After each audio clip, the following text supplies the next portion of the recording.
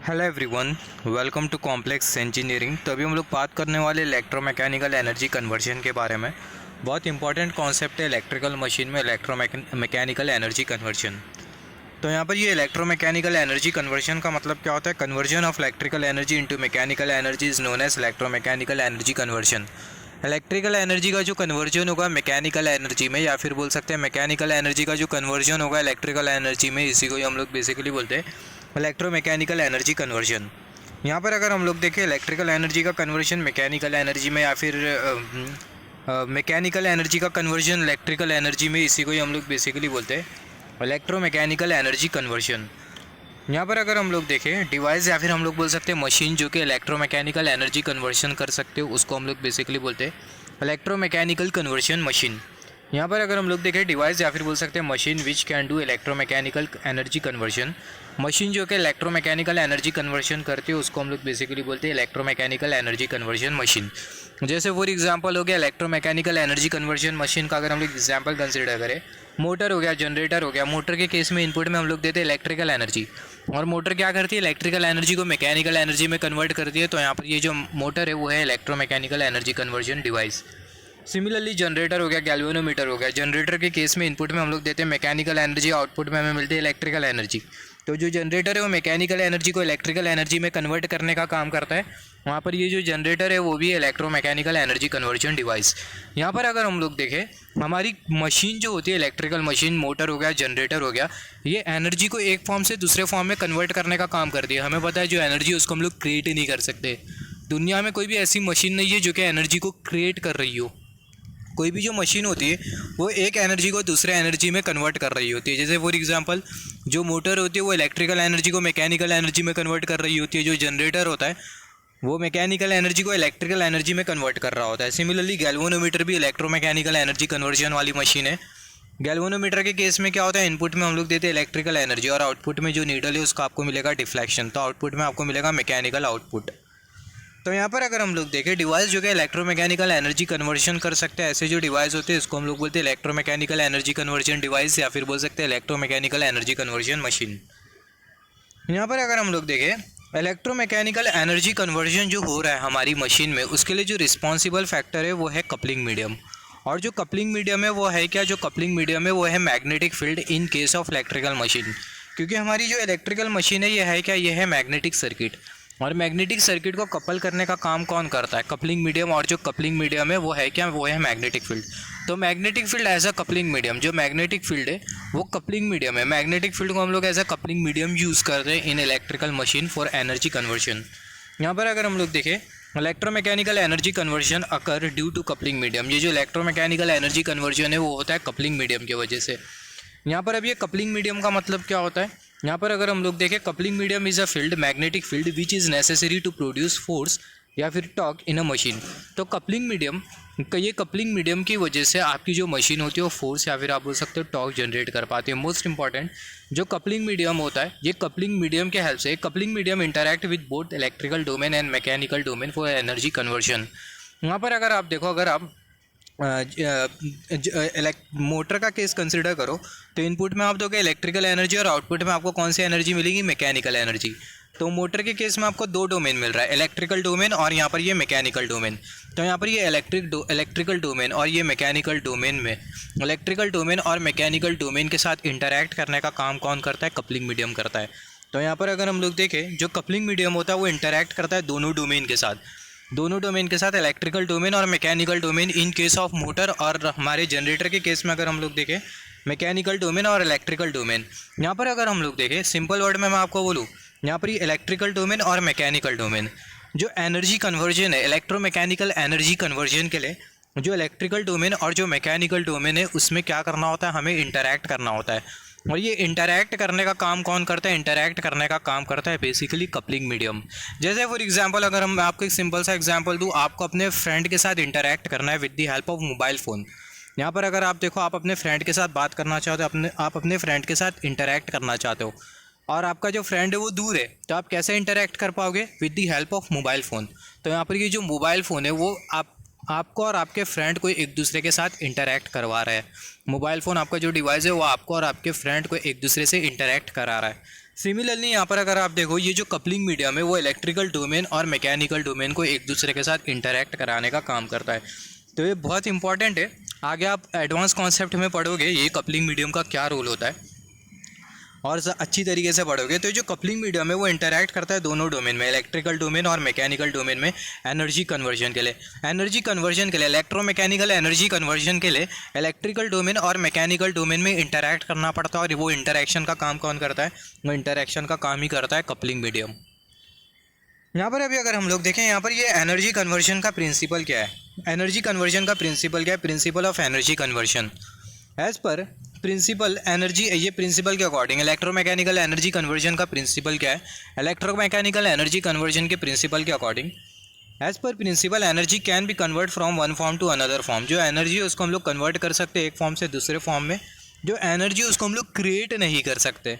Electromechanical energy conversion आपको ये बोल रहा है कि जो एनर्जी है आप उसको एक फॉर्म से दूसरे फॉर्म में कन्वर्ट कर सकते हो, मगर जो एनर्जी आप उसको क्रिएट नहीं कर सकते हो, law of conservation of energy. जैसे फॉर एग्जांपल अगर हम लोग देखिए जो मोटर है वो इलेक्ट्रिकल एनर्जी को मैकेनिकल एनर्जी में कन्वर्ट करती है, जो जनरेटर है वो मैकेनिकल एनर्जी को इलेक्ट्रिकल एनर्जी में कन्वर्ट करने का काम करता है। तो यहाँ पर हो क्या रहा है? यहाँ पर बेसिकली एनर्जी का कन्वर्जन हो रहा है। यहाँ पर अगर हम लोग देखें, अगर हम लोग जनरेटर का केस कंसिडर करें, जनरेटर के केस में होगा क्या? जनरेटर के केस में आप इनपुट में दोगे मैकेनिकल एनर्जी और आउटपुट में आपको मिलेंगे इलेक्ट्रिकल एनर्जी, और साथ ही साथ जब मैकेनिकल टू इलेक्ट्रिकल कन्वर्जन होगा तो साथ ही साथ ओवरऑल प्रोसेस में एनर्जी डिसिपेट भी होगी और थोड़ी बहुत एनर्जी स्टोर्ड भी होगी। सिमिलरली अगर आप मोटर का केस कंसिडर करो, मोटर के इनपुट में आप दे रहे हो इलेक्ट्रिकल एनर्जी और आउटपुट में आपको मिल रहा है मैकेनिकल एनर्जी, तो ओवरऑल प्रोसेस में थोड़ा बहुत एनर्जी का डिसिपेट भी होगा, मतलब जब इलेक्ट्रिकल एनर्जी मैकेनिकल एनर्जी में कन्वर्ट होगी तो ओवरऑल प्रोसेस में एनर्जी का डिसिपेशन भी होगा और एनर्जी स्टोर्ड भी होगी। यहाँ पर ये जो एनर्जी यहाँ पर ये जो एनर्जी का जो डिसिपेशन है वो इलेक्ट्रिकल एनर्जी के फॉर्म में हो सकता है, मैग्नेटिक एनर्जी के भी फॉर्म में हो सकता है और मैकेनिकल एनर्जी के फॉर्म में भी होता है। तो इलेक्ट्रिकल एनर्जी के फॉर्म में अगर ये एनर्जी का डिसिपेशन हो रहा है तो आपको लॉस मिलेगा, जिसको आप बेसिकली बोलोगे ओमिक लॉस, और ये जो ओमिक लॉस है इसको हम लोग I²RT लॉस भी बोलते हैं। सिमिलरली एनर्जी का डिसिपेशन अगर मैग्नेटिक एनर्जी के फॉर्म में हो रहा है तो आपको मिलेगा कोर लॉस, और कोर लॉस में आपको हिस्टेरिसिस लॉस और एडी करंट लॉस मिलेगा। सिमिलरली एनर्जी का डिसिपेशन अगर मैकेनिकल एनर्जी के फॉर्म में हो रहा है तो आपको मिलेगा फ्रिक्शन लॉस और ये विंडेज लॉस। सिमिलरली यहाँ पर ये जो एनर्जी जो स्टोर्ड है, यहाँ पर मैं आपको बता दूँ बहुत इंपॉर्टेंट पॉइंट है, नोट डाउन कर लेना। जब भी आपकी motor electrical to mechanical convert करेंगी तो ओवरऑल प्रोसेस में थोड़ा बहुत एनर्जी का डिसिपेशन होगा और जो एनर्जी होगी वो स्टोर्ड भी होगी। जब electrical motor electrical to mechanical conversion perform करेंगी, इलेक्ट्रोमैकेनिकल एनर्जी कन्वर्जन परफॉर्म करेंगी, तो ओवरऑल प्रोसेस में जो एनर्जी वो स्टोर भी होगी और जो एनर्जी वो डिसिपेट भी होगी, राइट। और चाहे अगर आप जनरेटर भी कंसिडर करो, जनरेटर के केस में भी सेम है। जनरेटर जब मैकेनिकल एनर्जी को इलेक्ट्रिकल एनर्जी में कन्वर्ट करेगा तो ओवरऑल प्रोसेस में एनर्जी का लॉस भी होगा, एनर्जी का डिसिपेशन भी होगा और साथ ही साथ एनर्जी स्टोर्ड भी होगी, जिसके बारे में हम लोग आगे बात करेंगे। यहाँ पर सिमिलरली एनर्जी स्टोर्ड, मोटर के केस में एनर्जी स्टोर्ड आपको दो फॉर्म में मिल सकते हैं, एक मैकेनिकल फॉर्म और दूसरा मैग्नेटिक। मैकेनिकल फॉर्म में जैसे फॉर एग्जांपल काइनेटिक एनर्जी हो गई एंड सो ऑन। तो इसको हम लोग थोड़ा और डिटेल में डिस्कशन करते हैं आगे। यहाँ पर हमने कंसिडर किया energy flow in case of motor. Motor के केस में हमने कंसिडर किया एनर्जी फ्लो हमने कंसिडर किया मोटर में, मतलब एनर्जी का किस तरीके से फ्लो होता है मोटर के केस में, उसके बारे में हमने बात करना है। जैसे कि मैंने थोड़े टाइम पहले आपको बोला, जब motor electrical to mechanical convert करेंगी तो ओवरऑल प्रोसेस में एनर्जी स्टोर्ड होती है और एनर्जी डिसिपेट हो जाती है, उसी के बारे में हमें यहाँ पर बात करना है। तो मोटर के केस में हम लोग क्या देते हैं, इनपुट में हम लोग देते हैं इलेक्ट्रिकल इनपुट और आउटपुट में हमें क्या मिलता है, आउटपुट में हमें मिलता है मैकेनिकल आउटपुट। तो यहाँ पर जब ये इलेक्ट्रिकल इनपुट मैकेनिकल आउटपुट में कन्वर्ट होता है तो ओवरऑल प्रोसेस में एनर्जी स्टोर्ड भी होती है और एनर्जी डिसिपेट भी हो जाती है। जैसे फॉर एग्जांपल अगर हम लोग देखें, हमने दिया मोटर को इनपुट में इलेक्ट्रिकल इनपुट, मोटर को हमने इनपुट में इलेक्ट्रिकल इनपुट दिया, तो जब हम लोग मोटर को इनपुट में इलेक्ट्रिकल इनपुट देंगे तो वो जो इलेक्ट्रिकल इनपुट एनर्जी होगी वो इलेक्ट्रिकल इनपुट एनर्जी की वजह से थोड़ा बहुत एनर्जी लॉस होगा और थोड़ी बहुत जो एनर्जी होगी वो स्टोर्ड हो जाएंगी। मतलब मान लेते जो मोटर है उसको हमने दिया इनपुट में इलेक्ट्रिकल एनर्जी, तो वो इन इलेक्ट्रिकल एनर्जी का मान लेते जो 5% है, इलेक्ट्रिकल एनर्जी का जो 5% है वो एनर्जी लॉस या फिर आप बोल सकते हो ओमिक लॉस में कन्वर्ट हो गया। बाकी की जो 95% जो एनर्जी होगी वो कहाँ पर जाएंगी, फील्ड वाइंडिंग में जाएंगी। अब ये फील्ड वाइंडिंग में भी क्या होगा, फील्ड वाइंडिंग में भी एनर्जी का लॉस होगा और साथ ही साथ एनर्जी स्टोर भी होगी। यहाँ पर ये जो फील्ड वाइंडिंग है इसमें जो एनर्जी जो स्टोर होगी फील्ड वाइंडिंग में ऑब्वियसली हमारे पास हमें पता है, अगर हम लोग देखें आगे बात करेंगे फील्ड वाइंडिंग के बारे में। फील्ड वाइंडिंग में बेसिकली आपको मिलेगा इंडक्टर। आप एज्यूम कर सकते हो, रिलेट कर सकते हो फील्ड वाइंडिंग को इंडक्टर कॉइल के साथ। अब तक के हमने डीसी मशीन के कंस्ट्रक्शन के बारे में पढ़ा नहीं है, तो मे भी आपको पता नहीं होगा फील्ड वाइंडिंग होती क्या है। तो आप for the sake of simplicity आप फील्ड वाइंडिंग को एज्यूम कर सकते हो इंडक्टर कॉइल की तरह। तो यहाँ पर हमें पता है इंडक्टर कॉइल में एनर्जी लॉस भी होता है और साथ ही साथ हमें पता है एनर्जी स्टोर्ड भी होती है। तो यहाँ पर अगर हम लोग देखें फील्ड वाइंडिंग में एनर्जी स्टोर्ड भी होगी और एनर्जी का थोड़ा बहुत लॉस भी होगा। फिर उसके बाद ये जो फील्ड वाइंडिंग का जो आउटपुट होगा वो आपको देगा मैकेनिकल एनर्जी। अब ये मैकेनिकल एनर्जी में भी थोड़ी बहुत एनर्जी क्या हो जाएंगी, लॉस हो जाएंगी, और थोड़ी बहुत एनर्जी भी स्टोर्ड हो जाएंगी। तो यहाँ पर अगर हम लोग देखें जो एनर्जी जो लॉस हो रही है, एनर्जी जो डिसिपेट हो रही है वो होगी फ्रिक्शन लॉस के फॉर्म में और वाइंडेज लॉस के फॉर्म में, और थोड़ी बहुत जो एनर्जी होगी वो स्टोर्ड हो जाएंगी और अल्टीमेटली आपको फाइनल मैकेनिकल आउटपुट मिलेगा। इसको और अगर हम लोग सिंपल तरीके से समझे, यहाँ पर अगर हम लोग देखें यहाँ पर हमें बेसिकली मिल रहा है इलेक्ट्रिकल डोमेन, फिर फील्ड वाइंडिंग में हमें बेसिकली मिल रहा है मैग्नेटिक डोमेन, फिर यहाँ पर ये मैकेनिकल एनर्जी में हमें यहाँ पर या फिर हम लोग बोल सकते हैं यहाँ पर हमें कौन सा डोमेन मिल रहा है, यहाँ पर हमें बेसिकली मिल रहा है मैकेनिकल डोमेन। तो इलेक्ट्रिकल डोमेन में हमने डिस्कस किया एनर्जी का लॉस हुआ जो कि हुआ ohmic loss. Similarly magnetic domain में फील्ड वाइंडिंग में मैग्नेटिक डोमेन में भी लॉस हुआ जो कि था कोर लॉस, और साथ ही साथ एनर्जी स्टोर्ड भी हुई।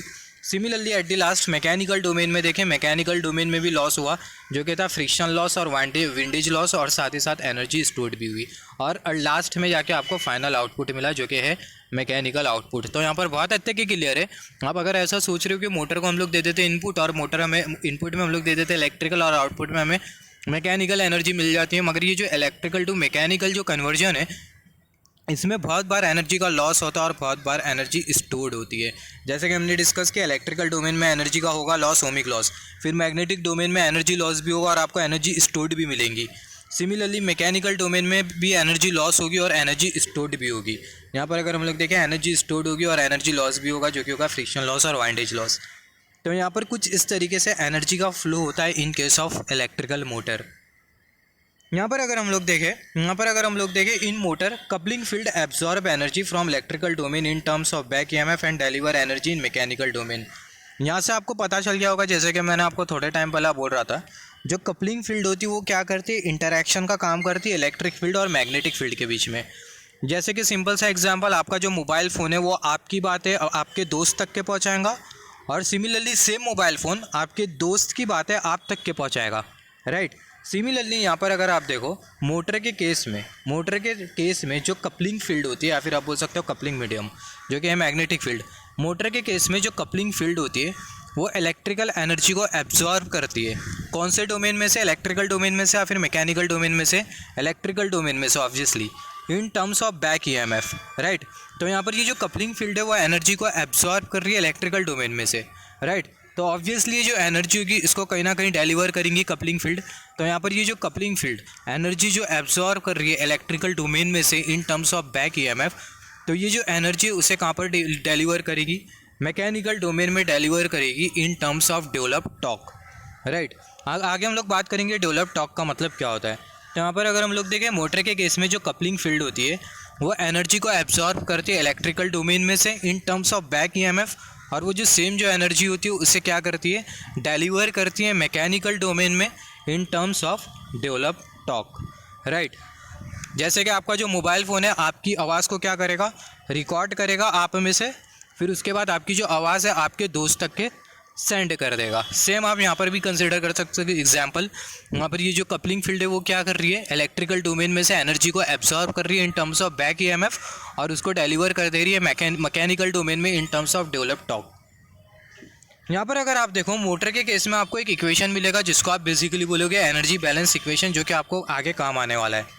Energy balance equation DW electrical is equal to DW mechanical plus DW FLD। यहाँ पर ये जो इक्वेशन होता है इसको हम लोग बेसिकली बोलते हैं एनर्जी बैलेंस इक्वेशन। यहाँ पर ये जो DW इलेक्ट्रिकल है आपको इंडिकेट कर रहा है electrical input energy given to motor. ये जो टर्म है वो आपको इंडिकेट कर रहा है इलेक्ट्रिकल इनपुट एनर्जी जो कि हमने मोटर को दिया। ये जो टर्म है वो हमें इंडिकेट कर रहा है मैकेनिकल आउटपुट एनर्जी जो कि हमें मोटर आउटपुट में देंगी। और यहाँ पर ये जो टर्म है वो DW FLD ये आपको इंडिकेट कर रहा है एनर्जी स्टोर्ड इन कौन से डोमेन, एनर्जी स्टोर्ड इन फील्ड वाइंडिंग। ये वाला जो टर्म है वो आपको इंडिकेट कर रहा है DW FLD, ये आपको इंडिकेट कर रहा है एनर्जी स्टोर्ड इन फील्ड वाइंडिंग। तो यहाँ पर अगर हम लोग देखें, यहाँ पर हमने कंसिडर किया, ये मैंने आपको जो पॉइंट जो बताया ना, ये इंपॉर्टेंट है, आप इसको नोट डाउन कर लेना, यहाँ से आपको क्वेश्चन आ सकता है। यहाँ पर अगर हम लोग देखें, यहाँ पर हमने बात किया energy flow in case of motor. Similarly generator के केस में एनर्जी फ्लो के बारे में बात कर लेते हैं। यहाँ पर अगर हम लोग देखें एनर्जी फ्लो इन जनरेटर, कुछ नहीं है यहाँ पर, अगर आप देखो यहाँ पर ये जो मोटर का जो एनर्जी फ्लो हमने जो कंसिडर किया, आप इसका अगर अपोजिट कंसिडर कर लो, mechanical domain, magnetic domain, electrical domain, तो आपको बेसिकली मिल जाएगा energy flow in case of generator. यहाँ पर अगर हम लोग देखें energy flow in case of generator, हमें पता है जनरेटर के केस में हम लोग इनपुट में देते हैं बेसिकली मैकेनिकल इनपुट, और आउटपुट में हमें कौन सा आउटपुट मिलता है, इलेक्ट्रिकल आउटपुट मिलता है, राइट। तो यहाँ पर अगर हम लोग देखें अगेन हमें 3 डोमेन मिलेंगे। सबसे पहला हम मैकेनिकल डोमेन, दूसरा होगा मैग्नेटिक डोमेन, और तीसरा होगा इलेक्ट्रिकल डोमेन। तो मैकेनिकल डोमेन में आप क्या दोगे, मैकेनिकल डोमेन में आप जनरेटर को इनपुट दोगे जो कि मैकेनिकल इनपुट होगा, राइट। तो जब आप मैकेनिकल इनपुट एनर्जी जनरेटर के इनपुट में प्रोवाइड करोगे तो जो एनर्जी है वो थोड़ी बहुत स्टोर्ड भी हो जाएंगी। हमें पता है मैकेनिकल डोमेन में एनर्जी स्टोर्ड भी होती है और एनर्जी का लॉस भी होता है। तो एनर्जी स्टोर्ड होगी मैकेनिकल डोमेन में, और साथ ही साथ एनर्जी का लॉस भी होगा जो कि होगा फ्रिक्शन लॉस और विंडेज लॉस। फिर उसके बाद आ जाते हैं मैग्नेटिक डोमेन में। तो मैग्नेटिक डोमेन में भी हमें पता है एनर्जी स्टोर्ड होगी और एनर्जी का लॉस भी होगा। तो जो एनर्जी जो स्टोर्ड होगी, एनर्जी का जो लॉस होगा, कौन सा लॉस होगा, वो होगा कोर लॉस, और साथ ही साथ मैग्नेटिक डोमेन में एनर्जी स्टोर्ड होगी। फिर उसके बाद आ जाते हैं इलेक्ट्रिकल डोमेन में। इलेक्ट्रिकल डोमेन में क्या होगा, एनर्जी का लॉस होगा और अल्टीमेटली आपको फाइनल इलेक्ट्रिकल आउटपुट मिलेगा। आपको इतना पता होना चाहिए, इलेक्ट्रिकल डोमेन में एनर्जी लॉस, दूसरा मैकेनिकल डोमेन में energy loss, energy stored, magnetic domain में एनर्जी लॉस, एनर्जी स्टोर्ड। कुछ इस तरीके से एनर्जी मतलब लॉस होते जाती है, एनर्जी का डिसिपेशन होते जाता है, एनर्जी स्टोर होते जाती है ओवरऑल प्रोसेस में इलेक्ट्रोमैकेनिकल एनर्जी कन्वर्जन के। यहाँ पर अगर हम लोग देखें, ये एनर्जी बैलेंस इक्वेशन होता है हमारे पास जनरेटर का भी, energy balance equation in generator. Generator का जो एनर्जी बैलेंस इक्वेशन होता है हमें कुछ इस तरीके से मिलता है, DW mechanical is equal to DW electrical plus DW field. यहाँ पर ये जो टर्म है वो हमें इंडिकेट कर रहा है mechanical input energy given to generator, और यहाँ पर ये जो टर्म है ये हमें इंडिकेट कर रहा है एनर्जी स्टोर्ड।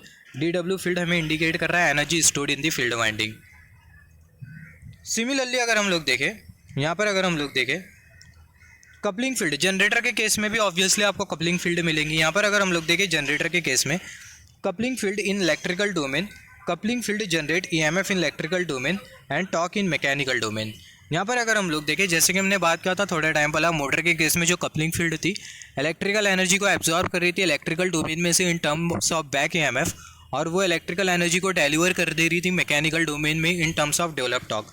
मगर जनरेटर के केस में क्या होगा, जनरेटर के केस में जो कपलिंग फील्ड होगी वो जनरेट करेंगी EMF इलेक्ट्रिकल डोमेन में और टॉर्क जनरेट करेंगी मैकेनिकल डोमेन में। जनरेटर के केस में आप नोट डाउन करना, जनरेटर के केस में जो कपलिंग फील्ड है वो एब्जॉर्ब नहीं कर रही है, कपलिंग फील्ड इलेक्ट्रिकल डोमेन और मैकेनिकल डोमेन दोनों में जनरेट कर रही है। कपलिंग फील्ड जनरेटर के केस में इलेक्ट्रिकल डोमेन में क्या जनरेट कर रही है, EMF जनरेट कर रही है, और मैकेनिकल डोमेन में क्या जनरेट कर रही है, मैकेनिकल डोमेन में टॉर्क जनरेट कर रही है।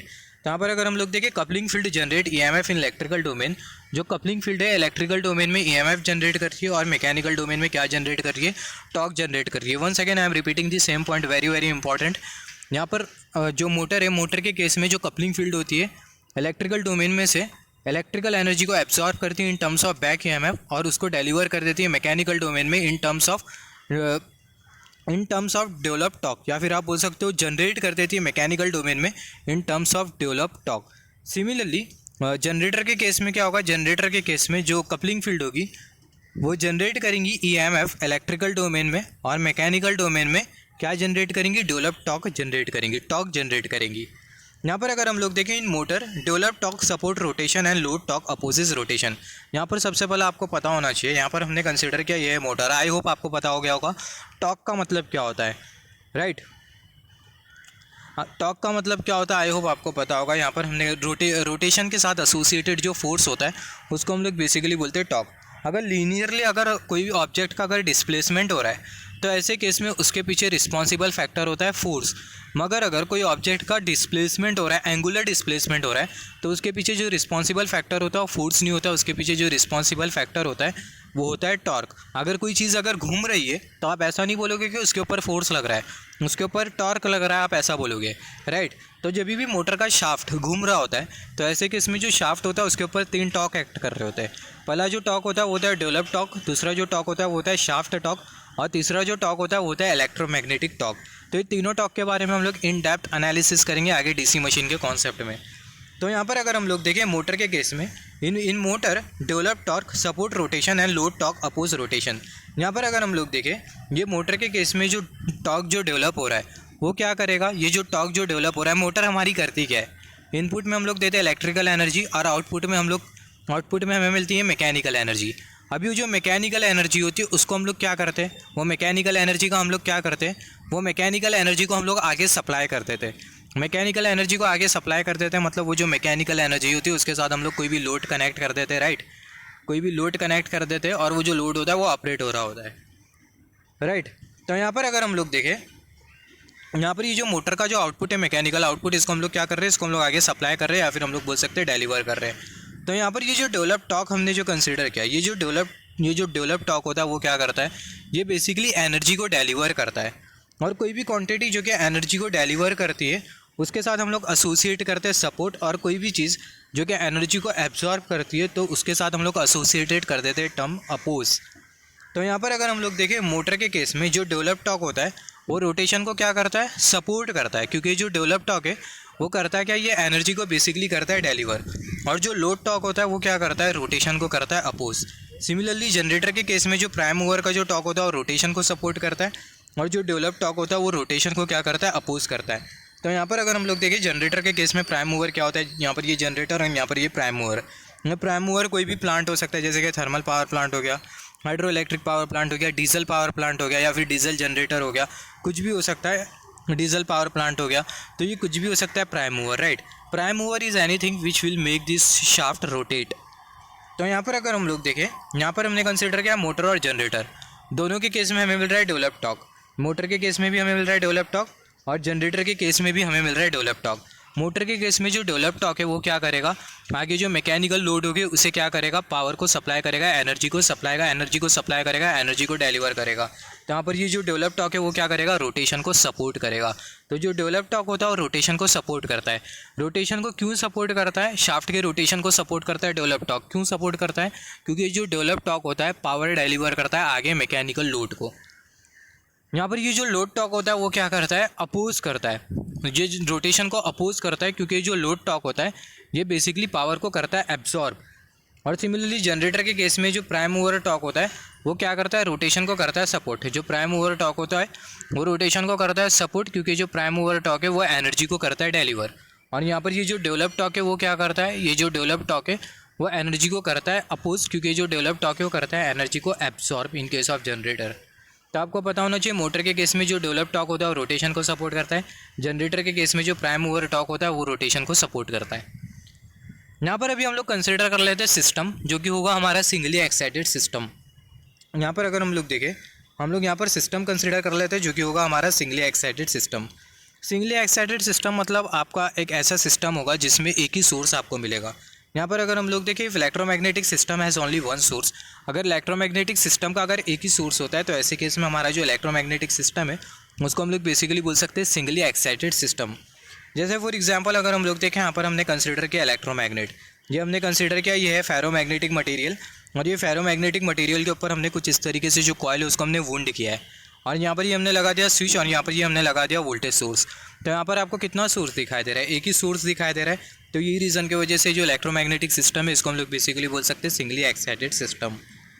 यहाँ पर अगर हम लोग देखें, यहाँ पर ये सिंगली एक्साइटेड सिस्टम के लिए अगर हम लोग एनर्जी बैलेंस इक्वेशन कंसिडर करें तो जो एनर्जी बैलेंस इक्वेशन है, जैसे कि हमने थोड़े टाइम पहले बात किया था, वो होगा DW electrical is equal to DW mechanical plus DW FLD।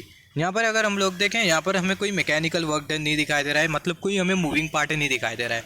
यहाँ पर ये जो इलेक्ट्रोमैग्नेट है, आपको ऐसा लग रहा है कि जो इलेक्ट्रोमैग्नेट है इसमें किसी भी तरीके का मोशन होगा, ऑब्वियसली नहीं होगा।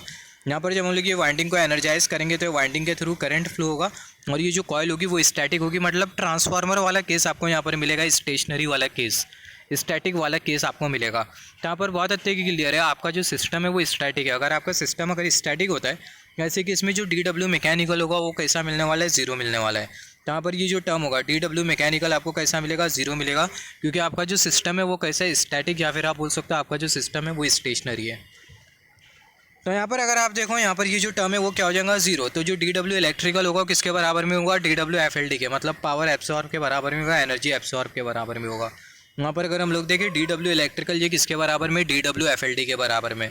तो यहाँ पर अगर हम लोग देखें ये इक्वेशन के according, as per this equation energy absorb in the coil, ये कॉइल में जो एनर्जी का जो एब्जॉर्प्शन होगा वो बराबर में होगा इलेक्ट्रिकल वर्क डन के।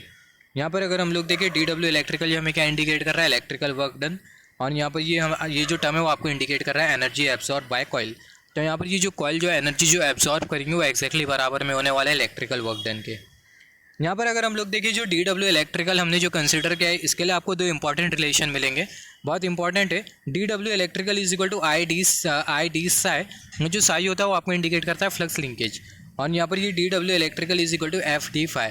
तो जो डी डब्ल्यू इलेक्ट्रिकल का है, दोनों जो इंपॉर्टेंट रिलेशन है आप इसको नोट डाउन करना, आगे इसको हम लोग यूज़ करने वाले हैं। तो यहाँ पर ये D W electrical is equal to I D psi, D W electrical is equal to F D phi. यहाँ पर अगर हम लोग देखें, note that if system is at rest then D W mechanical is equal to zero and by D W electrical we can determine D W F L D. यहाँ पर आपको पता होना चाहिए, अगर आपका सिस्टम अगर रेस्ट स्टेट में होता है, स्टेशनरी स्टेट में होता है, तो ऐसे केस में जो डी डब्ल्यू मैकेनिकल होगा वो आपको कितना मिलेगा, जीरो मिलने वाला है। और डी डब्ल्यू इलेक्ट्रिकल को आप डिटरमाइन कर सकते हो, ये मतलब ये जो डी डब्ल्यू इलेक्ट्रिकल है इसकी हेल्प से आप डिटरमाइन कर सकते हो D W F L D. आप D W F L D को डिटरमाइन कर सकते हो with the help of this D W electrical, right. यहाँ पर ये इलेक्ट्रिकल वर्क डन के हेल्प से जो एनर्जी एब्सॉर्ब्ड है आप उसको डिटरमाइन कर सकते हो अगर आपका डी डब्ल्यू मैकेनिकल जीरो होता है। तो डी डब्ल्यू मैकेनिकल जीरो कब होगा, जब आपका सिस्टम स्टेशनरी स्टेट पर होगा। यहाँ पर अगर हम लोग देखें, इससे पहले हमने जो कंसीडर किया था सिस्टम, वो हमारा कौन सा सिस्टम था, स्टैटिक सिस्टम था या फिर बोल सकते हैं स्टेशनरी सिस्टम था। अभी हम लोग जो सिस्टम जो कंसीडर करेंगे वो हमारा स्टेशनरी सिस्टम नहीं होगा, उसमें बेसिकली मूविंग पार्ट भी होंगे। यहाँ पर अगर हम लोग देखें, यहाँ पर हमने कंसीडर किया ये इलेक्ट्रोमैग्नेट, यहाँ पर ये हमने कंसीडर किया ये इलेक्ट्रोमैग्नेट, इसके ऊपर हमने वाइंडिंग को कुछ इस तरीके से वुंड किया हुआ है। और यहाँ पर ये हमने कंसीडर किया ये है आर्मेचर, यहाँ पर ये हमने कंसीडर किया यहाँ पर ये है आर्मेचर। बहुत हद तक क्लियर है कि जो आर्मेचर है ये इलेक्ट्रोमैग्नेट के साथ अभी तक के अट्रैक्टेड नहीं है। तो इसका मतलब ये जो मैग्नेटिक सर्किट है वो कैसे है, वो है ओपन। इससे पहले हमने बात किया था मैग्नेटिक सर्किट के बारे में और इलेक्ट्रिकल सर्किट के बारे में। तो यहाँ पर ये जो मैग्नेटिक सर्किट आपको जो दिखाई दे रही है ये कैसी है, वो है ओपन मैग्नेटिक सर्किट। जब ये आर्मेचर ये इलेक्ट्रोमैग्नेट के साथ अट्रैक्ट हो जाएगा तो जो फिगर होगी वो आपको कुछ इस तरीके से मिलेगी। तो ऐसे केस में आपकी जो मैग्नेटिक सर्किट होगी वो कैसी होगी, क्लोज्ड होगी, राइट। यहाँ पर ये आर्मेचर की ओपन पोजीशन और यहाँ पर ये आर्मेचर की हमने कंसिडर कर लिया ये है क्लोज पोजीशन। तो यहाँ पर अभी अगर हम लोग देखें, यहाँ पर अगर हम लोग देखें, इससे पहले हमने जो सिस्टम जो कंसिडर किया था वो स्टैटिक सिस्टम था, मगर यहाँ पर ये वाला जो सिस्टम है वो हमारा डायनेमिक सिस्टम है, इसमें मूविंग पार्ट है। यहाँ पर अभी अगर हम लोग देखें, अभी हम लोग क्या करेंगे, जो फील्ड वाइंडिंग है इसको हम लोग कर देंगे एनर्जाइज। जब उसे फील्ड वाइंडिंग को हम लोग एनर्जाइज कर देंगे तो ये फील्ड वाइंडिंग है इसके थ्रू करंट फ्लो होगा। अगर हम लोग राइट हैंड की कर्ल्ड फिंगर को अगर करंट के डायरेक्शन में अलाइन करें तो जो थंब होगा वो इंडिकेट करेगा मैग्नेटिक फ्लक्स का डायरेक्शन। तो जो मैग्नेटिक फ्लक्स का जो डायरेक्शन होगा, मैग्नेटिक फील्ड का डायरेक्शन, वो आपको ऊपर की तरफ मिलेगा। तो जो मैग्नेटिक फ्लक्स का जो फ्लो होगा कुछ इस तरीके से नीचे से ऊपर की तरफ, फिर कुछ इस तरीके से फ्लो होगा, फिर यहाँ से कुछ इस तरीके से मैग्नेटिक फ्लक्स का फ्लो होगा, यहाँ से कुछ इस तरीके से मैग्नेटिक फ्लक्स का फ्लो होगा। यहाँ पर अगर हम लोग देखें मैग्नेटिक फ्लक्स के फ्लो की वजह से होगा क्या, यहाँ पर नॉर्थ पोल बनेगा और ये वाले एंड पर बनेगा साउथ पोल, जिसके वजह से होगा क्या, यहाँ पर ये जो आर्मेचर है ये इलेक्ट्रोमैग्नेट के साथ अट्रैक्ट हो जाएगा। मगर हम लोग ऐसा एज्यूम करते हुए चल रहे कि यहाँ पर ये जो आर्मेचर है ये इलेक्ट्रोमैग्नेट के साथ अट्रैक्ट नहीं हो रहा है, क्योंकि ये जो मैग्नेटिक पोल है इसका किसी भी तरीके का इफेक्ट नहीं है, जिसके वजह से होगा क्या, यहाँ पर ये जो आर्मेचर होगा वो एज इट इज़ रहेगा। यहाँ पर अगर हम लोग देखें, यहाँ पर ये हमने कंसिडर किया गैप, और ये जो गैप होता है इसको हम लोग बेसिकली बोलते हैं एयर गैप। यहाँ पर आप देखो, यहाँ पर आपको बेसिकली मिलेंगे दो कर्व, जिसको आप बेसिकली बोलोगे आगे magnetization curve. Just wait for a second, आपको दो कर्व मिलेंगे, दो कैरेक्टरिस्टिक मिलेंगी। पहली यहाँ पर आपको ये कैरेक्टरिस्टिक मिली और दूसरी यहाँ पर ये कैरेक्टरिस्टिक। हमने डिस्कस किया जो डी डब्ल्यू इलेक्ट्रिकल है वो किसके बराबर में, एफ डी फाई के बराबर में और आई डी साई के बराबर में। तो यहाँ पर अगर हम लोग देखें, यहाँ पर हमने पहला वाला ग्राफ कंसीडर किया जिसमें हमने करंट और साई को कंसीडर किया, फ्लक्स लिंकेज को, और ये दूसरे वाले ग्राफ में हमने कंसीडर किया है एफ को और फाई को। मतलब पहला वाला जो ग्राफ है वो ये वाली टर्म के रेस्पेक्ट में, आई डी साई के रेस्पेक्ट में। यहाँ पर अगर हम लोग देखें, जो वाई एक्सिस है वो हमें इंडिकेट करके साई और जो एक्स एक्सिस है वो हमें इंडिकेट करके करंट। और यहाँ पर अगर हम लोग देखें, जो कैरेक्टरिस्टिक है उसको हमने कुछ इस तरीके से बनाया, लीनियर कैरेक्टरिस्टिक हमने बनाया। यहाँ पर अगर हम लोग देखें, दोनों जो यहाँ पर ये वाली कैरेक्टरिस्टिक और यहाँ पर ये वाली कैरेक्टरिस्टिक, दोनों जो कैरेक्टरिस्टिक है वो हमें सेम मिल रही है। ये वाली कैरेक्टरिस्टिक के बारे में बात कर लेते हैं। यहाँ पर ये जो टर्म हमने जो कंसिडर किया है उसके साथ एसोसिएटेड है ये वाली कैरेक्टरिस्टिक। वाई एक्सिस हमें इंडिकेट कर रही है फाई और एक्स एक्सिस हमें इंडिकेट कर रही है एफ, राइट। यहाँ पर अगर हम लोग देखें, यहाँ पर ये जो हमने जो साई की जो वैल्यू कंसिडर किया है, इसके करस्पॉन्डिंग जो करंट होगा वो होगा स्टेडी स्टेट करंट, जिसको हमने कंसिडर किया आई। और सिमिलरली ये वाली कैरेक्टरिस्टिक में यहाँ पर ये जो फाई हमने जो कंसिडर किया है, इसके करस्पॉन्डिंग जो हमें जो एफ़ की जो वैल्यू मिलेगी वो होगी F1 = N1। यहाँ पर अगर हम लोग देखें, यहाँ पर हमने जो हॉरिजॉन्टली ये जो एरिया जो बनाया है, इसका जो मैग्नीट्यूड है वो कितना है, वो है डी साई, राइट। और यहाँ पर ये जो एरिया है वो हमें क्या देगा, ये वाला जो एरिया है वो हमें क्या देगा, हमें देगा DWFLD। बात करेंगे इसके बारे में अभी फिर से। और सिमिलरली यहाँ पर ये वाला जो हमने जो एरिया जो बनाया है, जो कि ये एक्स एक्सिस के परपेंडिकुलर, ये वाला जो एरिया वो हमें इंडिकेट करता है, हमें शो करता है DWFLD डैश। यहाँ पर ये FLD डैश और DWFLD आई क्या, इसके बारे में बात करेंगे। सिमिलरली ये वाले केस में भी यहाँ पर ये वाला जो एरिया है, इसका जो मैग्नीट्यूड है वो है D5। और यहाँ पर ये वाला जो एरिया है, इसको हमने शो किया F से, तो यहाँ पर ये वाला जो एरिया है ये हमें क्या देगा, ये हमें देगा DWFLD। और सिमिलरली यहाँ पर ये वाला जो एरिया है ये हमें क्या देगा, ये हमें दे देगा DWFLD डैश। अभी FLD और ये FLD डैश है क्या, यहाँ पर अगर हम लोग देखें, यहाँ पर ये जो कर्व हमने जो कंसीडर किया, ये जो कर्व है इसको हम लोग बेसिकली बोलते हैं मैग्नेटाइजिंग कर्व। यहाँ पर ये जो कर्व हमने जो कंसीडर किया ये है बेसिकली मैग्नेटाइजिंग कर्व, या फिर आप बोल सकते हो जो हमने जो लाइन जो बनाया लीनियर लाइन, लीनियर ग्राफ हमने इसलिए कंसीडर किया क्योंकि यहाँ पर हमने सैचुरेशन को इग्नोर किया है। अगर हम लोग सैचुरेशन को, अगर मैग्नेटिक सैचुरेशन को अगर हम लोग एज्यूम करते तो जो ग्राफ है वो आगे जाके कर्व में कन्वर्ट हो जाता, कर्व ग्राफ में कन्वर्ट हो जाता। आई होप आप लोगों ने इलेक्ट्रिकल नेटवर्क पढ़ा और आपको लीनियर ग्राफ और नॉन लीनियर ग्राफ के बीच में डिफरेंस पता है। यहाँ पर हमने दोनों जो ग्राफ है वो लीनियर कंसीडर किया क्योंकि हमने सैचुरेशन को इग्नोर करते हुए चला है। तो यहाँ पर अगर हम लोग देखें, यहाँ पर ये जो कर्व के ऊपर वाला एरिया, चाहे तो आप ये वाली कैरेक्टरिस्टिक कंसीडर करो या फिर ये वाली कैरेक्टरिस्टिक कंसीडर करो, तो हम लोग ये वाली एज्यूम कर लेते हैं। यहाँ पर अगर हम लोग देखें, कर्सर की टिप आप केयरफुली नोटिस करना, यहाँ पर ये जो मैग्नेटाइजिंग कर्व आपको जो दिखाई दे रही है, मैग्नेटाइजिंग ये जो लीनियर लाइन आपको जो दिखाई दे रही है, उसके ऊपर वाला जो एरिया होता है वो आपको क्या इंडिकेट करता है, आपको इंडिकेट करता है DWFLD। और यहाँ पर ये जो मैग्नेटाइजिंग कर्व है इसके नीचे वाला जो एरिया होता है वो आपको इंडिकेट करता है DWFLD डैश। तो यहाँ पर अगर हम लोग देखें, यहाँ पर ये DWFLD है क्या, ये जो DWFLD है वो है एनर्जी स्टोर। जैसे कि हमने इससे पहले भी बात किया था, जो DWFLD है वो आपको इंडिकेट कर रही है एनर्जी स्टोर। और यहाँ पर अगर हम लोग देखें, this term show area above magnetization curve, this area also shows energy stored in this system. यहाँ पर अगर हम लोग देखें, जो टर्म है ये आपको क्या इंडिकेट करेगा, सबसे पहला ये जो टर्म हमने जो कंसिडर किया, यहाँ पर ये जो टर्म है इस DWFLD, इसको हम लोग बेसिकली बोलते हैं एनर्जी स्टोर्ड। और यहाँ पर ये जो टर्म है वो आपको इंडिकेट करेगा एनर्जी स्टोर्ड ये वाले एरिया में। ये जो मैग्नेटाइजिंग कर्व के ऊपर वाला जो एरिया है उसमें जो एनर्जी जो स्टोर्ड होगी वो आपको कौन सा वाला टर्म इंडिकेट करेगा, आपको ये वाला टर्म इंडिकेट करेगा DWFLD। सिमिलरली यहाँ पर ये DWFLD डैश है क्या, ये DWFLD डैश, यहाँ पर ये DWFLD से हमने क्या समझा, ये जो DWFLD वो हमें इंडिकेट करता है एनर्जी स्टोर्ड। और ये जो DWFLD है ये हमें इंडिकेट करेगा जो मैग्नेटाइजिंग कर्व है, मैग्नेटाइजिंग कर्व के ऊपर सिस्टम में जो एनर्जी जो स्टोर्ड होगी वो हमें इंडिकेट करेगा DWFLD। सिमिलरली ये DWFLD डैश है क्या, ये है को एनर्जी, जिसको हम लोग बेसिकली बोल सकते हैं कॉम्प्लीमेंट ऑफ एनर्जी। तो यहाँ पर अगर हम लोग देखें, जो DWFLD डैश है, यहाँ पर अगर हम लोग देखें this term DWFLD dash, this term is को energy and shows area below magnetising curve. तो यहाँ पर अगर हम लोग देखें, जो FLD डैश है वो हमें क्या इंडिकेट करता है, हमें इंडिकेट करता है बेसिकली एरिया जो कि मैग्नेटाइजिंग कर्व के नीचे होती है। यहाँ पर ये मैग्नेटाइजिंग कर्व, यहाँ पर ये हमने कंसिडर किया मैग्नेटाइजिंग कर्व, मैग्नेटाइजिंग कर्व के नीचे वाला जो एरिया होता है हमें इंडिकेट करता है DWFLD डैश। और ये जो मैग्नेटाइजिंग कर्व के ऊपर वाला जो एरिया होता है वो हमें इंडिकेट करता है DWFLD। और ये ऊपर वाले एरिया से हमें क्या मिल जाएगा, हमें मिल जाएगा energy stored in the system. यहाँ पर अगर हम लोग देखें, एनर्जी इज इक्वल टू को energy in open magnetic circuit. अगर आपकी मैग्नेटिक सर्किट अगर ओपन है, यहाँ पर बहुत अच्छे क्लियर है कि आपकी जो मैग्नेटिक सर्किट है वो क्या है, वो है ओपन। अगर आपकी मैग्नेटिक सर्किट अगर ओपन होती है तो ऐसे केस में जो एनर्जी और जो को एनर्जी होगी वो दोनों बराबर में होगी, एनर्जी और को एनर्जी दोनों बराबर में होगी। यहाँ पर अभी अगर हम लोग देखें, यहाँ पर हमने एज्यूम किया था कि हमारी जो मैग्नेटिक सर्किट है वो क्या है, वो है ओपन। अभी हम लोग एज्यूम कर लेते हैं हमारी जो मैग्नेटिक सर्किट है वो क्या है, वो है क्लोज। तो यहाँ पर अगर हम लोग देखें, हमारी जो मैग्नेटिक सर्किट है वो क्या है, वो है क्लोज। तो यहाँ पर अगर हम लोग देखें, when magnetic circuit was open then there was air gap in the path.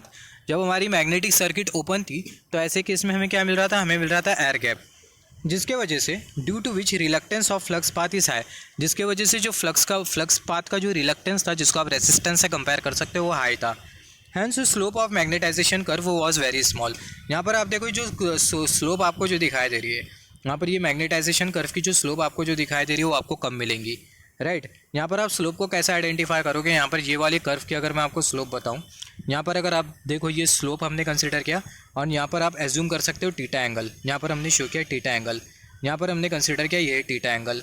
यहाँ पर अगर हम लोग देखें यहाँ पर ये वाली स्लोप और इसका ये टीटा एंगल, और यहाँ पर ये वाली स्लोप को अगर हम लोग देखें, just wait for a second, अगर हम लोग ये वाली स्लोप को देखें तो ये वाली स्लोप का जो टीटा एंगल, तो बहुत आती है कि ले रहे कि ये वाली जो स्लोप है इसका जो टीटा एंगल है वो कम है, इसका मतलब ये वाले केस में जो स्लोप है वो ज़्यादा है। और ये वाले केस में अगर हम लोग देखें, ये वाले केस में हमें जो स्लोप जो मिल रही है वो कम मिल रही है, ये वाले केस में हमें जो स्लोप जो मिल रही है वो हमें कम मिल रही है। स्लोप कम है इसका मतलब ज़्यादा इंक्लिनेशन नहीं है, यहाँ पर बहुत अच्छे क्लियर है, ज़्यादा इंक्लिनेशन नहीं है, राइट।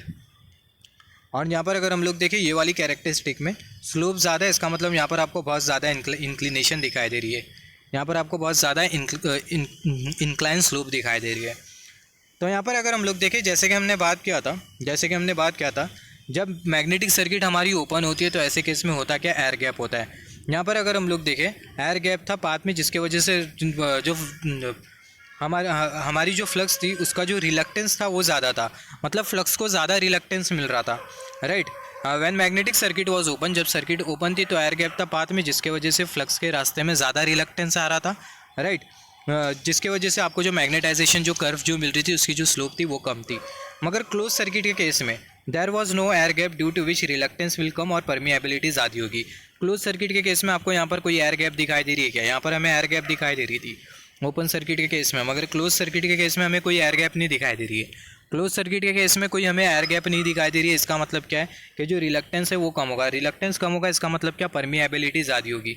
इसके वजह से होगा क्या, ये फैक्टर्स के वजह से, रिलक्टेंस कम होने की वजह से, यहाँ पर बहुत इंपॉर्टेंट पॉइंट है जो कि आपको नोट डाउन करना चाहिए। अगर आपको एयर गैप मिल रहा है तो ऐसे केस में जो रिलक्टेंस होगा वो ज़्यादा होगा। रिलक्टेंस से ज़्यादा होने की वजह से होगा क्या, जो फ्लक्स का जो फ्लो होगा वो बराबर नहीं हो पाएगा। रिलक्टेंस को आप कंपेयर कर सकते हो रेसिस्टेंस के साथ, इससे पहले हमने बात किया इसके बारे में इन case of electric circuit and magnetic circuit वाले वीडियो में। तो यहाँ पर अगर हम लोग देखें रिलक्टेंस अगर कम होता है तो ऐसे केस में जो परमिएबिलिटी होगी वो ज़्यादा होगी, और यही फैक्टर के वजह से जब आप मैग्नेटाइजेशन कर्व कंसिडर करोगे for this close magnetic circuit तो आपको जो मैग्नेटाइजेशन कर्व जो मिलेगी वो आपको कुछ इस तरीके से मिलेगी। मैग्नेटाइजेशन कर्व हमें कुछ इस तरीके से मिलेंगे। यहाँ पर बहुत अच्छे की क्लियर है कि यहाँ पर ये जो एंगल आपको जो दिखाई दे रहा है थीटा, ये कम है, थीटा कम है, इसका मतलब जो स्लोप है वो ज़्यादा है। यहाँ पर अगर हम लोग देखें, यहाँ पर हमने कंसिडर किया सैचुरेशन हमने इसलिए कंसिडर किया है क्योंकि अगर हम लोग देखें जो फ्लक्स होगी वो ज़्यादा होगी। यहाँ पर अगर हम लोग देखें magnetization curve for close circuit, यहाँ पर ये हमने कंसिडर किया ये है magnetization curve for close circuit. Flux will remain more in close magnetic circuit, close magnetic circuit के केस में जो फ्लक्स होगी वो ज़्यादा होगी क्योंकि जो रिलक्टेंस होगा वो कम से कम होगा, ये बहुत इंपॉर्टेंट है। यहाँ पर अगर हम लोग देखें as armature has come in contact with electromagnet, close circuit के केस में क्या होगा कि जो आर्मेचर वो इलेक्ट्रोमैग्नेट के कॉन्टैक्ट में आ गया, जिसके वजह से मैकेनिकल वर्क डन होगा आर्मेचर के मोशन के टाइम, और ये मैकेनिकल वर्क डन के हेल्प से हम लोग क्या कैलकुलेट कर सकते हैं, फोर्स और टॉर्क को कैलकुलेट कर सकते हैं। तो यहाँ पर अभी हम लोग कंसिडर करते हैं दो केसेस, जैसे कि हमने बात किया क्लोज सर्किट के केस में होगा क्या, आपका जो आर्मेचर है वो ओपन से क्या हो जाएगा, क्लोज्ड हो जाएगा। यहाँ पर अगर हम लोग देखें क्लोज सर्किट आपको दिखाई दे रही है, राइट, यहाँ पर आपको ये क्लोज सर्किट दिखाई दे रही है, यहाँ पर ये आपको क्लोज सर्किट दिखाई दे रही है। तो ये जो सर्किट है वो क्लोज कैसी हुई, पहला जो सर्किट थी वो ओपन थी, फिर उसके बाद जो सर्किट है वो ओपन से क्लोज्ड होगी। तो जब सर्किट आपकी ओपन से क्लोज्ड होगी तो ओवरऑल प्रोसेस में आपका जो आर्मेचर होगा उसमें क्या होगा, आर्मेचर में होगा मोशन, और आर्मेचर में जब मोशन होगा, जब आप अपने घर का दरवाज़ा खोलोगे, बंद से उसे खुला करोगे, तो ऐसे केस में होगा क्या, जो दरवाज़ा है उसमें होगा मोशन, दरवाजे में मोशन होगा, इसका मतलब क्या हुआ, मैकेनिकल वर्क डन हुआ। सिमिलरली यहाँ पर भी आप अप्लाई कर सकते हो सेम कॉन्सेप्ट। जब ये आर्मेचर ऑफ से ऑन होगा, मतलब जब ये आर्मेचर इलेक्ट्रोमैग्नेट के कांटेक्ट में आएगा, तो जो आर्मेचर है वो क्लोज सर्किट से ओपन सर्किट फॉर्म करेगा, फिर हम लोग बोल सकते हैं आर्मेचर का मूवमेंट होगा, आर्मेचर का मोशन होगा।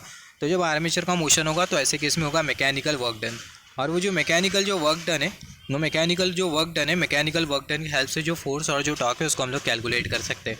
तो हम लोग यहाँ पर दो केसेस कंसिडर करते हुए चलेंगे। पहला वाला केस हम लोग एज्यूम करेंगे कि जो आर्मेचर है वो इलेक्ट्रोमैग्नेट के कांटेक्ट में आता है बहुत धीरे धीरे से, और दूसरा केस हम लोग कंसिडर करेंगे कि जो आर्मेचर है वो इलेक्ट्रोमैग्नेट के कांटेक्ट में रैपिडली आ जाता है। मतलब आप ऐसा एज्यूम कर सकते हो, पहले वाले केस में हम लोग एज्यूम करते हुए चलेंगे कि जो दरवाज़ा है उसे हमें धीरे धीरे बंद करना है, और दूसरे वाले केस में जो दरवाज़ा होगा उसको हम लोग झट से बंद कर देंगे। तो सेम कॉन्सेप्ट आप यहाँ पर भी अप्लाई कर सकते हो। पहले वाले केस में हम लोग एज्यूम करेंगे कि जो आर्मेचर आपको जो दिखाई दे रहा है, यहाँ पर ये जो आर्मेचर आपको जो दिखाई दे रहा है, ये इलेक्ट्रोमैग्नेट के कांटेक्ट में धीरे धीरे आएगा, इलेक्ट्रोमैग्नेट के कांटेक्ट में धीरे धीरे आएगा। और दूसरे वाले केस में जो आर्मेचर होगा वो इलेक्ट्रोमैग्नेट के कांटेक्ट में इंस्टेंटेनियसली आ जाएगा। दूसरे वाले केस में जो इलेक्ट्रोमैग्नेट है उसके कांटेक्ट में इंस्टेंटेनियसली आपका आर्मेचर आ जाएगा। तो सबसे पहले हम लोग कंसीडर करते हुए केस नंबर 1। केस नंबर 1 में जो आर्मेचर है उसका जो मूवमेंट होगा वो स्लो होगा। जो आर्मेचर होगा वो अट्रैक्ट करेगा इलेक्ट्रोमैग्नेट के साथ ग्रेजुअली। और केस नंबर 2 में जो आर्मेचर होगा वो अट्रैक्ट होगा इलेक्ट्रोमैग्नेट के साथ रैपिडली। यहाँ पर अगर हम लोग देखें, यहाँ पर अभी अगर हम लोग देखें, जैसे कि हमने थोड़े टाइम पहले कर्व के बारे में बात किया था, मैग्नेटाइजेशन कर्व हमने कंसीडर किया था क्लोज मैग्नेटिक सर्किट के लिए। तो ये थीटा एंगल कम है तो जो स्लोप है वो ज़्यादा है। Magnetic flux will remain in more in close circuit, जैसे कि मैंने आपको बोला था क्लोज सर्किट में मैग्नेटिक फ्लक्स ज़्यादा होगी। Slope is more due to no air gap in close circuit. आपको जो स्लोप जो मिल रही है वो आपको ज़्यादा मिल रही है, क्योंकि आप देखो आपको कोई एयर गैप नहीं मिल रही इन केस ऑफ क्लोज सर्किट। तो कुछ पॉइंट्स थे जो कि मैं आपको एक्सप्लेन नहीं किया। तो यहाँ पर अगर हम लोग देखें, पहला वाला केस हमने कंसिडर किया है कि जो आर्मेचर है उसका जो मोशन है वो है स्लो। अगर आर्मेचर अगर स्लो अगर इलेक्ट्रोमैग्नेट के कांटेक्ट में आता है, ग्रेजुअली अगर इलेक्ट्रोमैग्नेट के कांटेक्ट में आता है, तो ऐसे केस में ओवरऑल प्रोसेस में आपका जो करंट होगा वो कैसा होने वाला है, कांस्टेंट रहने वाला है। व्हेन आर्मेचर मूव्स स्लोली, जब आर्मेचर स्लोली ओपन से क्लोज पोजीशन में जाएगा, जब आर्मेचर इलेक्ट्रोमैग्नेट के कांटेक्ट में आ जाएगा तो आर्मेचर क्लोज पोजीशन पे आ गया। तो जब आर्मेचर स्लोली मूव करते हुए ओपन कंडीशन से क्लोज कंडीशन में आएगा तो ओवरऑल प्रोसेस में जो करंट होगा वो आपको कैसा मिलने वाला है, कांस्टेंट मिलने वाला है। तो आपको जो कैरेक्टरिस्टिक जो मिलेगी वो आपको कुछ इस तरीके से मिलेंगी। वाई एक्सिस हमें इंडिकेट करिए साई, एक्स एक्सिस हमें इंडिकेट करिए करंट। यहाँ पर आपको जो कर्व जो मिलेगी वो बेसिकली 2 सर्किट के लिए मिलेंगी। यहाँ पर हमने सबसे पहला कंसिडर किया कर्व फॉर ओपन सर्किट, जब आपका आर्मेचर इलेक्ट्रोमैग्नेट के कांटेक्ट में नहीं होता। और यहाँ पर ये हमने कंसिडर किया कर्व फॉर क्लोज सर्किट, जब आपका आर्मेचर इलेक्ट्रोमैग्नेट के कांटेक्ट में होता है। तो यहाँ पर हमने कंसिडर किया कर्व फॉर ओपन सर्किट, और यहाँ पर ये हमने कंसिडर किया कर्व फॉर क्लोज सर्किट। यहाँ पर अगर हम लोग देखें, जैसे कि हमने डिस्कस किया था, ओवरऑल प्रोसेस में आपको जो करंट जो मिलने वाला है कैसा मिलने वाला है, कांस्टेंट मिलने वाला है। I is equal to V by R. ये जो करंट होगा ओवरऑल प्रोसेस में आपको कैसा मिलने वाला है, कांस्टेंट मिलने वाला है, राइट। यहाँ पर अभी अगर हम लोग देखें, यहाँ पर हमने कंसिडर किया है साई 1, और यहाँ पर ये हमने कंसिडर किया है ये है साई 2। यहाँ पर ये साई 2 और ये साई 1 हमें क्या इंडिकेट कर रहा है, जो साई 1 है वो हमें इंडिकेट कर रहा है फ्लक्स ओपन पोजीशन में, और साई 2 हमें इंडिकेट कर रहा है फ्लक्स इन क्लोज पोजीशन में। मतलब ये जो साई 1 है वो आपको इंडिकेट कर रहा है flux for open magnetic circuit, जैसे कि हमने बात किया ओपन मैग्नेटिक सर्किट और क्लोज मैग्नेटिक सर्किट। यहाँ पर अगर आप देखो, आपकी जो मैग्नेटिक सर्किट है ये वाले केस में ओपन है, और ये वाले केस में आपकी जो मैग्नेटिक सर्किट है वो क्या है, वो है क्लोज्ड। तो यहाँ पर अगर हम लोग देखें, जो साई 1 है वो हमें इंडिकेट कर रहा है flux linkage in case of open magnetic circuit, और जो साई 2 है वो आपको इंडिकेट कर रहा है फ्लक्स लिंकेज जब आपकी मैग्नेटिक सर्किट पूरी तरीके से क्लोज्ड होगी। यहाँ पर अगर हम लोग देखें, जैसे कि हमने डिस्कस किया, जो लाइन है वो हमें इंडिकेट कर रही है, this line shows current is constant when armature moves from open to close. जब आर्मेचर को हम लोग इलेक्ट्रोमैग्नेट की तरफ लेके जाते ग्रेजुअली, तो ओवरऑल प्रोसेस में जो करंट है वो कांस्टेंट है, जो कि हमें ये वाली कैरेक्टरिस्टिक शो कर रही है। यहाँ पर अगर हम लोग देखें, यहाँ पर आपको बेसिकली मिलने वाला है अलग अलग एरिया। यहाँ पर आप देखो, सबसे पहले आपको मिलेगा ये वाला एरिया। यहाँ पर अगर आप देखो, ये वाला एरिया आपको जो दिखाई दे रहा है, जिसको हमने नाम दिया A1 एरिया। यहाँ पर ये हमने कंसिडर किया ये है स्लोप, यहाँ पर ये स्लोप, और ये स्लोप के ऊपर वाला जो एरिया है वो हमने कंसिडर किया A1 एरिया। कहाँ तक के, ये डॉटेड लाइन तक के, ये डॉटेड लाइन तक के। तो यहाँ पर ये जो आपको जो कर्व जो दिखाई दे रही है, ओपन सर्किट की आपको जो कर्व जो दिखाई दे रही है, उसके ऊपर आपको जो एरिया आपको जो दिखाई दे रहा है, वो जो एरिया वो आपको क्या इंडिकेट करेगा, आपको इंडिकेट करेगा energy store during initial state. Energy store during initial state, इसका मतलब क्या है, यहाँ पर ये कौन सी एनर्जी के बारे में हम लोग बात कर रहे हैं, हम लोग मैग्नेटिक फील्ड में जो एनर्जी जो स्टोर हो रही है उसके बारे में बात कर रहे हैं। तो जैसे कि हमने बात किया, यहाँ पर ये जो A1 जो एरिया वो हमें क्या इंडिकेट कर रहा है, energy stored in magnetic field during initial state. During initial state मतलब जब आपका जो आर्मेचर है, जब आपकी मैग्नेटिक सर्किट ओपन थी तभी, या फिर आप बोल सकते हो जब आपका आर्मेचर ओपन था तो वो वाली जो स्टेट है उसको हम लोग कंसिडर कर रहे हैं इनिशियल स्टेट। यहाँ पर ये जो A1 जो एरिया वो आपको क्या इंडिकेट कर रहा है, this area indicates energy stored in initial state in magnetic field. तो यहाँ पर अगर हम लोग देखें, area above magnetization curve of open circuit shows energy stored in magnetic field before motion of armature और कैंसिल ड्यूरिंग इनिशियल स्टेट। तो जैसे कि हमने बात किया, यहाँ पर ये जो A1 एरिया हमें जो दिखाई दे रहा है, ये A1 एरिया हमें इंडिकेट कर रहा है energy stored in magnetic field during initial state, या फिर हम लोग बोल सकते हैं जब हमारा आर्मेचर ओपन था। और सिमिलरली यहाँ पर अगर आप देखो, यहाँ पर ये वाली जो कर्व आपको जो दिखाई दे रही है, जिसको हम लोग बेसिकली बोल रहे हैं कर्व फॉर क्लोज सर्किट। तो यहाँ पर ये जो कर्व हमें जो दिखाई दे रही है क्लोज सर्किट की कर्व, उसके ऊपर हमें जो एरिया जो दिखाई दे रहा है उसको हम लोग कंसिडर कर रहे हैं A2 एरिया। और यहाँ पर ये जो A2 जो एरिया वो हमें क्या इंडिकेट कर रहा है, जो A2 एरिया वो हमें इंडिकेट कर रहा है energy stored in magnetic field during final state. Final state मतलब जब आपका आर्मेचर इलेक्ट्रोमैग्नेट के कांटेक्ट में पूरी तरीके से आ जाता है, जब आपकी मैग्नेटिक सर्किट पूरी तरीके से क्लोज्ड हो जाती है, तो उस केस में मैग्नेटिक फील्ड में जो एनर्जी स्टोर्ड है वो हमें ये एरिया इंडिकेट करता है A2 एरिया। तो यहाँ पर अगर हम लोग देखें, this area A2 indicates energy stored during final state. तो यहाँ पर अगर हम लोग देखें, यहाँ पर ये A1 एरिया और यहाँ पर ये A2 एरिया। A1 एरिया हमें क्या इंडिकेट कर रहा है, energy stored during initial state. A2 area हमें क्या इंडिकेट कर रहा है, energy stored during final state. यहाँ पर अगर हम लोग देखें, आपको टोटल चेंज इन एनर्जी जो मिलेगी वो किसके बराबर में होगी, वो ये वाले रिलेशन के बराबर में होगी। DWFLD is equal to WFLD open minus WFLD closed. मतलब energy stored in open circuit condition और energy stored in close circuit condition. तो यहाँ पर ये जो रिलेशन है वो आपको क्या इंडिकेट कर रहा है, जो रिलेशन है वो आपको इंडिकेट कर रहा है टोटल चेंज जो कि एनर्जी में हुआ है। यहाँ पर अगर आप देखो, आपको एक और एक एरिया मिलेगा। यहाँ पर अगर हम लोग देखें, यहाँ पर ये हमने कंसीडर किया, ये हमने कर्व कंसीडर किया फॉर ओपन सर्किट, और यहाँ पर ये वाली कर्व हमने कंसीडर किया क्लोज सर्किट। यहाँ पर ये ओपन सर्किट की कर्व और यहाँ पर ये क्लोज सर्किट की कर्व, दोनों के बीच का जो एरिया उसको हमने कंसीडर किया A3 एरिया। और यहाँ पर ये जो A3 जो एरिया वो आपको क्या इंडिकेट कर रहा है, ओवरऑल प्रोसेस में जो टोटल जो मैकेनिकल वर्क डन हुआ है वो। जैसे कि हमने बात किया, हमारा जो आर्मेचर है वो हमारे आर्मेचर ओपन से क्लोज्ड हो रहा है, राइट।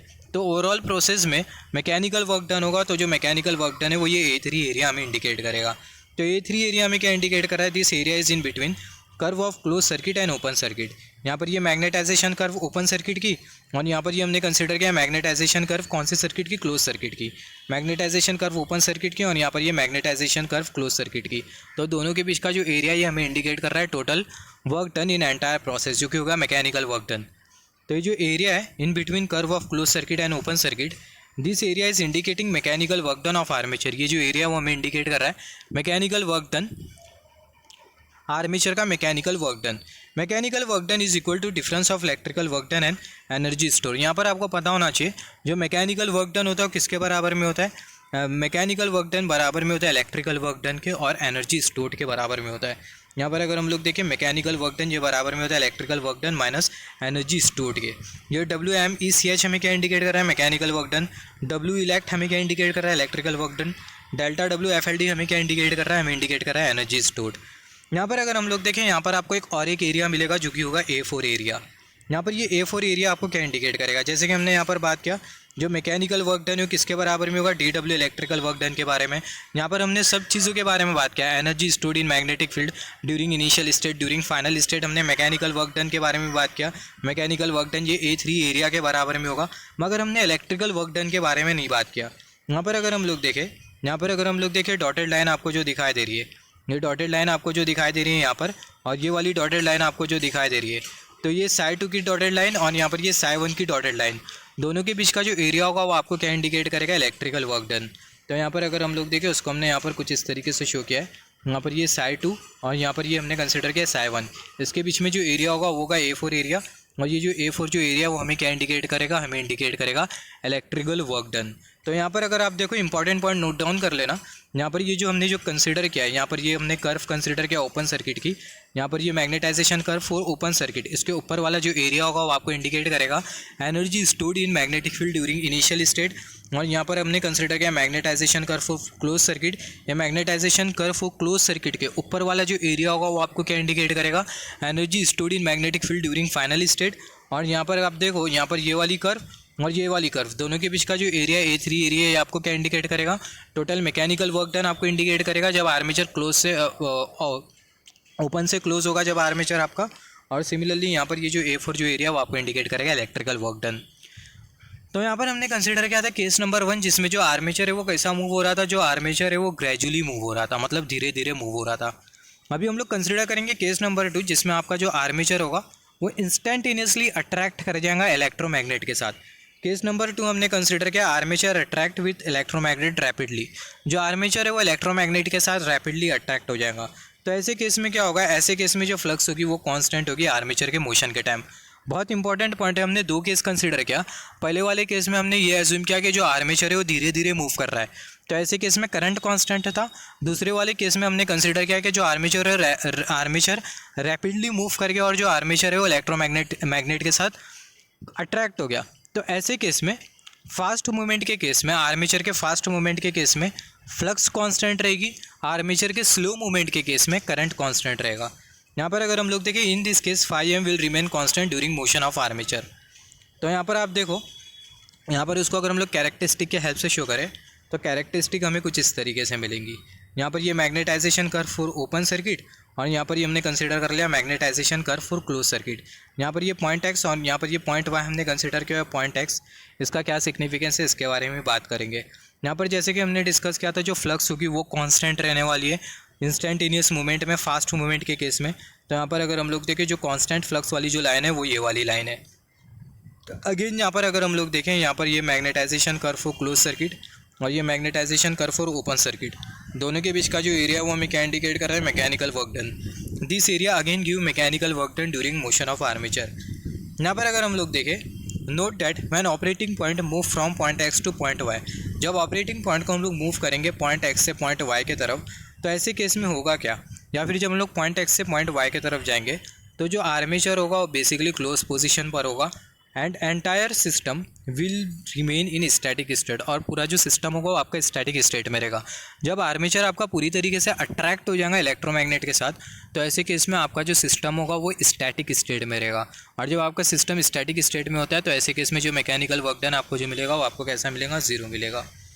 यहाँ पर अगर हम लोग देखें, जिसके वजह से जो मैकेनिकल वर्क डन होगा वो जीरो होगा, और जो DW इलेक्ट्रिकल होगा बराबर में होगा DW FLD के। और यहाँ पर अगर हम लोग देखें, जैसे कि हमने बात किया था, जब मैकेनिकल वर्क डन जीरो होता है तो DW इलेक्ट्रिकल बराबर में होता है DW FLD के। एनर्जी जो स्टोर्ड होती है बराबर में होती है इलेक्ट्रिकल वर्क डन के, और जो एंटायर एनर्जी होगी and entire energy deliver by source is stored in magnetic field. और सोर्स जितनी भी एनर्जी डिलीवर करेगा वो कहाँ पर स्टोर्ड हो जाएंगी, मैग्नेटिक फील्ड में स्टोर्ड हो जाएंगे। And entire energy delivered by source जितनी भी एनर्जी डिलीवर करेगा वो कहाँ पर स्टोर्ड हो जाएंगी, मैग्नेटिक फील्ड में स्टोर्ड हो जाएंगी। तो यहाँ पर हमने दोनों केसेस के बारे में बात किया, और ये दोनों केसेस में जैसे कि हमने बात किया इंपॉर्टेंट पॉइंट्स के बारे में भी, जैसे कि हमने बात किया जब इंस्टेंटेनियस मूवमेंट होता है तो आर्मेचर का, तो ऐसे केस में फ्लक्स कांस्टेंट, और जब ग्रेजुअल मूवमेंट होता है तो ऐसे केस में जो करंट होता है वो कांस्टेंट होता है। और अलग अलग एरिया हमें कौन कौन से वर्क डन के बारे में इंडिकेट करता है, इसके बारे में भी आपको इन्फॉर्मेशन होना चाहिए। तो नेक्स्ट लेक्चर से हम लोग स्टार्ट करने वाले DC मशीन के बारे में, DC मशीन के इंट्रोडक्शन के बारे में बात करेंगे।